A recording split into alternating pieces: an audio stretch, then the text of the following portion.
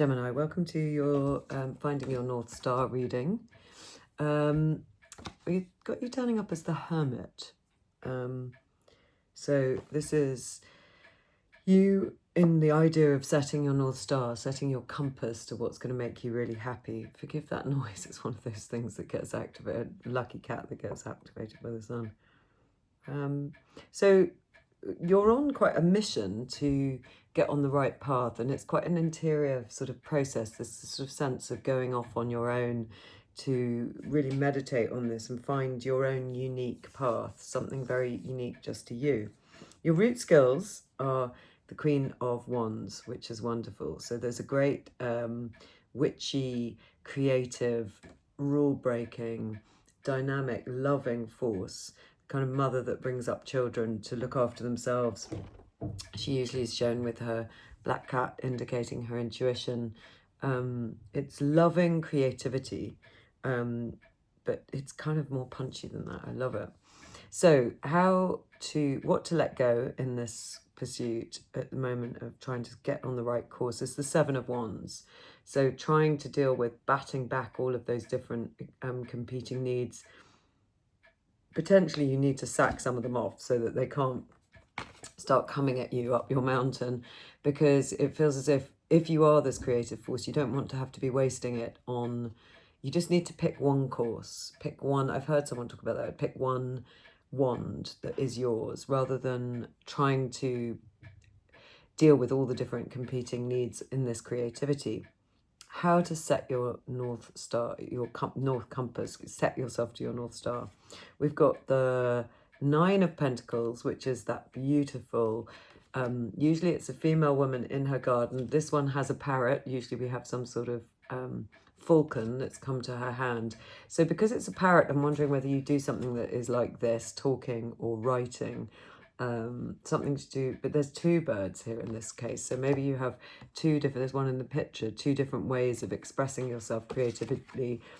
But how to set your North Compass, yourself towards your North Compass, would suggest it's something you do on your own, and I feel like it's creative, and it is because we've got the moon here as well, so it's to do with delving into the subconscious. I don't know if you do psychotherapy, if you write, you know, the moon is a great card for artists, anyone who's doing poetry, writing, any art, because it's such a wonderful field to mine. So that is how you set your North Compass in the correct direction. If it's not that, then I feel it might be that you have to face some things that you've been burying that are unclear, and you can do that on your own. And where it's all going, the Six of Pentacles, this is beautiful. Some sort of reciprocity, something becoming balanced, being paid fairly for what you do, and a balanced energy, which I just love. Let's get some other tarot cards as a comment. What have we got here? The Ace of Swords. Gosh, really, you may be a writer. That is clear, incisive thought. Very intelligent, very sharp, no nonsense. But it is also the writer's card. So I wonder, and she looks like she's in a kind of trance listening to other worlds. I wonder, whatever it, if you're not a writer, then there must be some implication of being positive, thinking clearly, thinking intelligently, a new brilliant idea that comes to you in this idea of getting on the right course for you. And the Crow cards say the Fool. Yeah, that's new. It is new, whatever you're doing. So with the Ace of Swords and the Fool, it suggests it's a new endeavor, and that maybe that's why you're turning up as the Hermit. Yeah, it's something new to you. This is lovely. And it makes you feel very optimistic and upbeat. What should we do now? Let's take one of these Forest of Enchantment cards. These are oracle cards. I thought I was buying another copy of a deck that I've already got, which is their tarot. And we've got the Oak King and the Holly King. That talks about changing of seasons. Tonight we're changing time in England back to the actual time, to the real time for winter. the natural time. Change is inevitable, and when something is finished, you must let it go. The old must be released so that the new can take shape. The natural seasons of your life will come to pass no matter what. When it's time to leave, when your work is done, surrender with grace and move on. Embrace the opportunity for growth and change.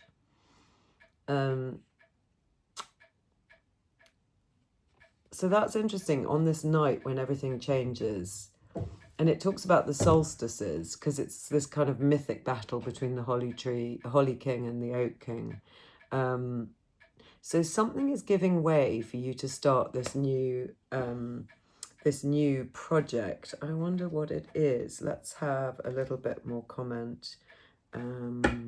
Let's see let's see if there's anything else to think. Maybe you know what it is. Is there any other advice? What's this card here?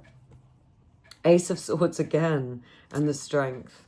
Okay, so it is either writing or an amazing new idea. So you've got two Ace of Swords, but if it's not writing, it's something that you can show great strength and kind of magical power with, without, it's sort of like without showing your force. It's like the magician, the soft magician's act, but it also shows you're very, very strong.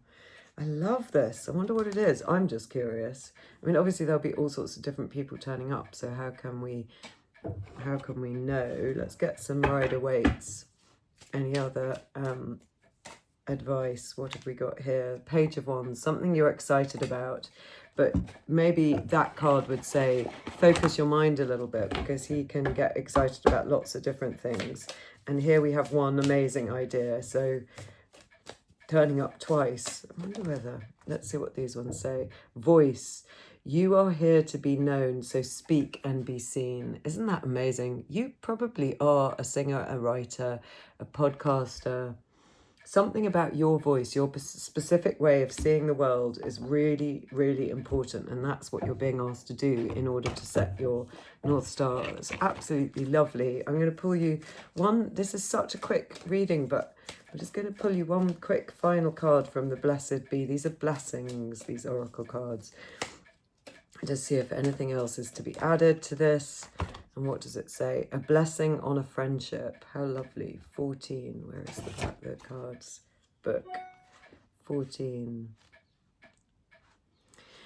A blessing on a friendship where your best self is given permission to emerge and grow, and where mutual love is shared in good times and in bad. May your friendship be blessed with laughter, but never at the expense of the dignity of one of you. May your friendship be a delight to both of you, a time of warmth and sharing, give and take. Small offerings of what have been sent back and forth between you. May you be kind to each other and honest too. May you have the trust that true friendship needs to speak of things of the soul.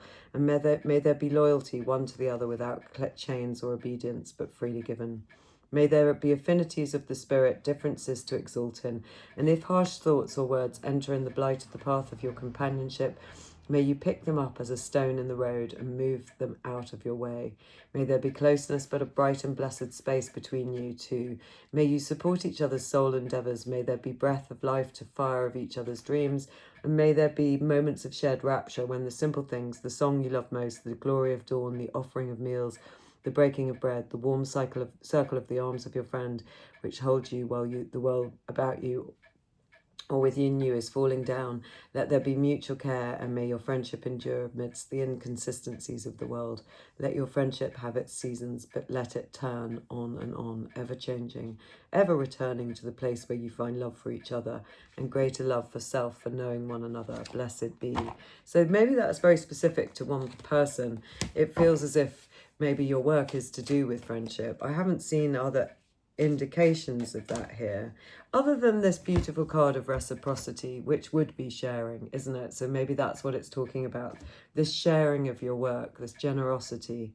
And then the Two of Pentacles as a final comment. Yeah, juggling both needs. Maybe you're particularly good at understanding two perspectives. Maybe that's something to do with the work that you offer the world.